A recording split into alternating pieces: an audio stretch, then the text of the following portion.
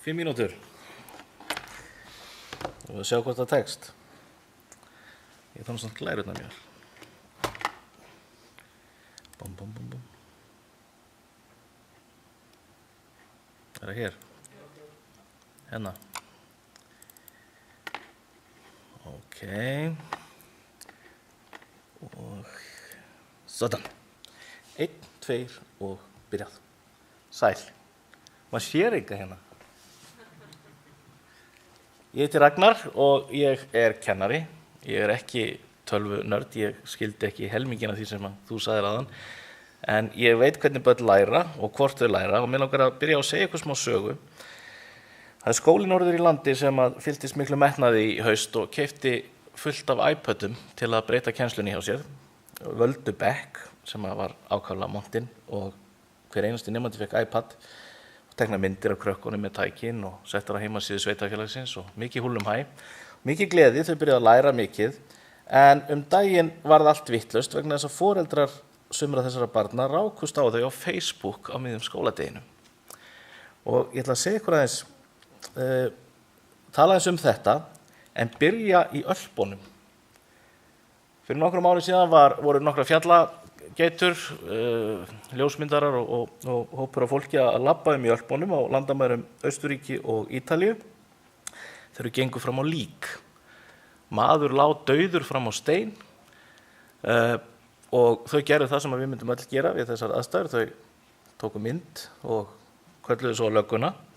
Og löggan kom og þó það kæmi í ljós að maðurinn hefði sannarlega verið myrtur, hann var drepinn. Það var aldrei nein lögreglurannsókn úr því vegna þess að maðurinn var drepinn fyrir rúmlega 5.000 árum síðan. Og þetta hann Ötzi, sem fæddist 3300 fyrir Krist og hafði fundist, hann hafði snjóað yfir hann eftir að hann var drepinn og hann hafði horfið undir jökul og bara komið upp nýlega þegar hann var fundinn. Ötzi var með geitakjöt í maganum og örvaott í bakinu og svona einhver klæði utan á sér, einhverja tætlur. En það sem ég langar að tala voru að lungun á honum voru stútfull af reyk. Og af hverju voru lungun á honum stútfull af reyk? Jú, vegna þess að þannig bjó fólk bara lengst af í mannkynssögunni að fólk bjó í híbýlum þar sem að menn höfðu ekki efni á því að ræsta húsnæði vel vegna þess að þá einfaldlega bara tapaði fólki þeim hita sem að það hafði. Þannig að gluggar voru ekkert mikið í tísku. Og miðaldafræðingurinn getur nú sagt okkur frá því hvernig íslensk hús voru líka ábyggilega mjög illa reykræst á þessum tíma og einu gluggarnir voru strekktar vambir sem að hleyptu litlu ljósi inn. Þannig að við höfum dálítið lokað okkur af sem tegund, maðurinn, í ofboðslega langan tíma. Og þetta var dálítið þemað í öllu námi lengi framan af. Gluggar voru no-no. Það var bannað að hafa glugga. Og ef það voru gluggar, þá var reynt að tryggja að börnin gæti ekki séð út þá. Vegna þess að það myndi taka athygli þeirra frá því sem þau áttu að vera beina athyglina að sem var taflan og kennslubækurnar. Og þetta eina fáum kennslustofum sem eru frá þessum tíma þar sem eru raunverulega gluggar á stofunni. Þið sjá líka gluggarnir eru staðsettið þannig að nemendur ekkert að vera að horfa út. Og þetta hefur smitast yfir á líf okkar allra. Við höfum þessa tilhneigingu til að hola okkur inni, múra okkur af, loka okkur af vegna þess að við höfum að vera einbeitt okkur að einhverjum ákveðnum hlutum. En þetta ekki hægt lengur.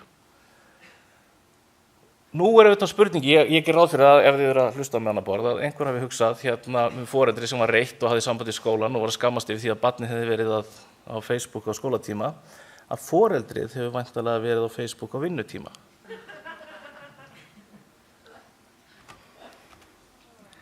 Það nefnilega þannig að vinnuumhverfi í dag, besta vinnuumhverfi sem getur búið fólki, ekki lokaður af lítill kassi, heldur það umhverfi sem býður upp á sköpun og fjölbreytni og allt aðrar vinnuaðstæður heldur en nokkru sinni fyrr.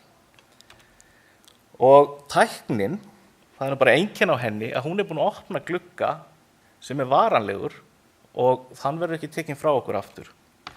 En þá vandamálið, hvernig getur maður einbeitt sér?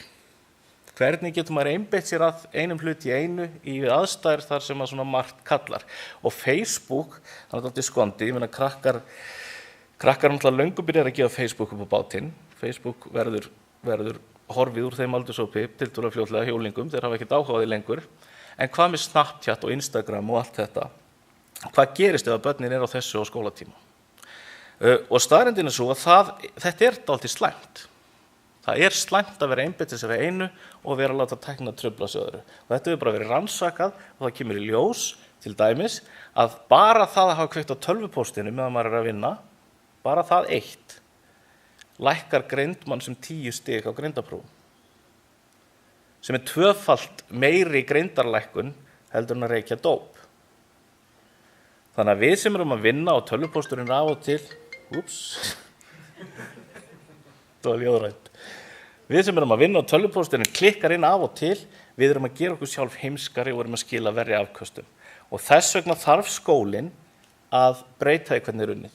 Það gengur ekki lengur að búa til skólaumhverfi sem einangra börn þannig að þið geti bara einbeitt sér einum hluti í einu því að það hefur aldrei virkað. Þegar börn sátu í 40 mínútur og kennarinn tala allan tímann og það voru engin gluggar og ekki til að trufla, þá voru börnin samt að detta út. Það þarf að kenna börnum að vinna í skorpum, einbeita sér ákveðnum hlutum í einu og læra á þessi tækni.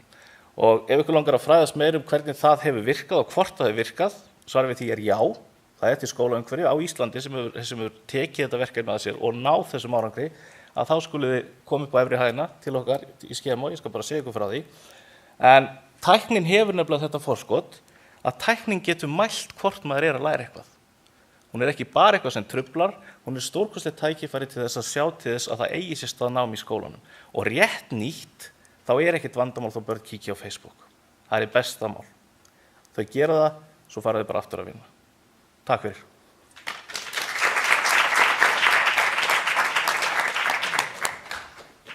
Takk fyrir kærlega.